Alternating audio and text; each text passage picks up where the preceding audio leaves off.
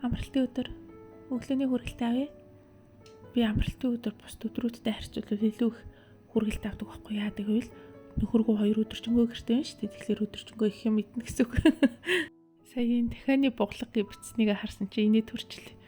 Нөгөө би Монголд нөхрийгөө гараад дэлгүүрээс дахианы буглаг авь дээр ирээ гэдгсэн байхгүй юу? Одоо бид нар чи ингээ сүүлийн жилүүдэд ингээ бижинд би өөрөө юмаа захиалчдаг, хүнсээ захиалчдаг болохоор тэгэж яг манай нөхөр яг дахианы буглаг гэж яг аль хэсгийг мэддэггүй юм. Өөрөө идээд идэг тэгсэрний тэрийг яг дахианы буглаг гэж хэлдэг хэсгийг ч мэдгүй хөрхий. Тэгэд би буглаг авь дээр ирээ гэдгсэн чи дэлгүүрт оронготой за худалдагчаас нь дахианы бугуувч байна уу гэх шиг. Тэгээ нөгөө нэг бугуувчаа юу идэв тийм үү гэдгсэн чинь гайхаад над руу залгаж байгаа байхгүй юу? Чи намайг бугуувч авчираарэ гэсэн мэт авчираарэ гэсэн билээ гэх шиг. Йоо наа чи буглаг гэдгсэн чи. Яаж мэдвүдээ тэр гар хуруус харвуу мүч гуй гэл янз бүрийн тэр шижиг хэсгүүд чи итгэхээс цаашаа нэрлж мэдгүй юм биш ч. Зарим үед юмыг ингээд буруу нэрлэх нэр нь орж ирэхгүй байх тохиолдол амар их байдаг тийм амар юу. Яг тийм тохиолдол цаа. Дүүт хоёр ингээд багтаа гэрээ хуваа цэвэрлдэг гэсэн баггүй юу? Одоо жишээ нь би том өрөөж өөрөг цэвэрлэвэл манай дүү жорлон байна. Тэгээд тоос орохтойгоо авал би тоос орчихтойгоо авах ч юм уу тэгж хуваа цэвэрлэдэг гэсэн.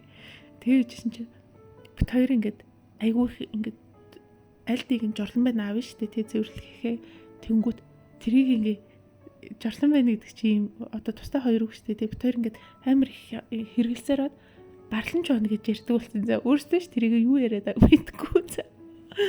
Барлан жоон гэх шиг юу ч гэдэг.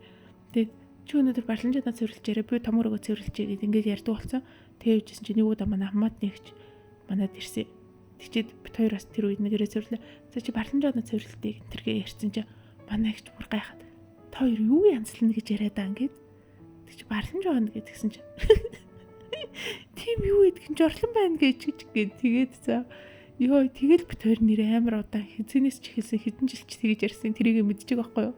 Амар тийм Джон Монч гэх шиг за ёо юу англи нэр юм ааши. Энийг хараа манай шинэ аквариум гойлцсон бааз. Тэгээд энэ дээр нь тавьсан юм нь болохоор фильтр нь. Тэгээд дээр бас нэг гэрэлтэй. Гэтэ нөхөр гэрлийн солино гэж илээ. Арай хурцаа нэгэд тэгээд тохируулж болтгүй гэрэл юм байна гэд тэрийг солино гэдсэн. Тэгэд би үгүй наачаа гэрэлтэй дээр илүү гоё юм шүү. Илүү гоё хурцаах нь угаасаа юм хар тэнтэй юм чи. Бараг хурц гэрэл нь гоё юм шүү гэсэн чи. Чиний нүдлөө өдөржингөө хурц гэрэл тусгай тавил ямар байна? Манай зааснууд сохорчул яах юм гэж үгээ за амар зүртэй мэдгээд хэлсэл нь л гэсэн. Өнөөдөр маргааш амралтын 2 өдөр хоёуланд нь Бээжинд бороотой гэсэн. Тэгэхээр бит 3 гэр зурл амрах байх та. Гэтэ ойр дөрн бороо ихтэй байгаа. Бороо орохоор бас гоё штэ. Яг температур, халуун температур буураад арай дээр болчтой. Гэхдээ бас айхтар буурдгүй маа. Тэгээд ялгаагүй бүхчм халуун бороо орчтой. Худлаа яриад тахгүй. Сая манай хотхны сөөхөн хүн хаалгад хогсож байна.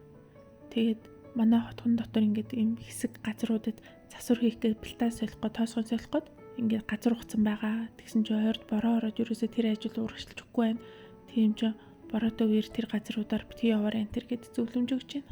Хятадд ингээд анзаараад тахад ер нь улсын ч бай, хувийн ч бай юм аж ахуйн нэгжүүд нь одоо нийтийн тогшил гэх үү нийтийн зүйлсийг айгүй их засварладаг. Хэрв энэ тэнд нэвдэрсэн бол айгүй ингээд аль хэдийн тэрийг хизээ засварлах хугацаагаа тооцсон тэгжээл янзалж л байдаг. Юмаа ингээд айгүй сайн ингэж арчилтiin билээ.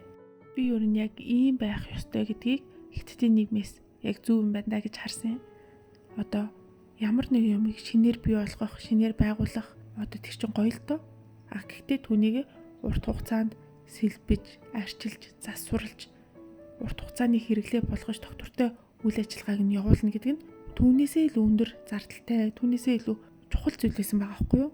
Гэхдээ энэ яг Монголд ерөөсөө хэрэгждэггүй стандарт гэдэг нь аюул юм дээрээс харагддаг тий. Одоо жишээ нь ямар нэгэн юм бий болохлоо, шинээр нээлээ хийлээ гэж бодоход тэгэл тэр үедээ улаан тузаа хайчлал тэгэл амар гоё баяр ёслолын хэмжээгээр ингээд нээлт хийгээл тэгэл хайчдаг. Тэгэл нийгэм дээр чи сайн хүмүүс ч байгаа, муу хүмүүс ч байгаа, нийлжээд нийгэм болж байгаа шүү дээ. Тэр чинь арчлаад гоё байна гэж бодож байгаа хүмүүс байгаа ч гэсэн санаатай санамсаргүйгээр эвдэг гэмтэй хүмүүс зөндөл байгаа. Тэр чинь тэгээд одоо анханасаа нээлт хийгээд тэгээд ажиллаж эхэлсэн бол тогтмол хугацааны арчилгаа, засвар үйлчилгээг нь заавал тогтмол хугацаанд ингээд хүн байлгаад хийлгээд арчлаад байх нь чухал болохоос биш. Ард түмний хооронд яс хаяад нэг зарим хүмүүс ингээд арай жоохон тэрийг гоё гэж хараад арчилж байгаа хүмүүс нь нөгөө муухай болгож байгаа хүмүүсээ ад үзэж орк энэ төр гэж хэлэх ингээд ийм асуудал юусоо биш. Энд чинь зүгээр тухайн газар хийсэн газрын одоо улсын ч юм уу тий тухайн хэсгийн хариуцах ёстой ажил болохоос биш.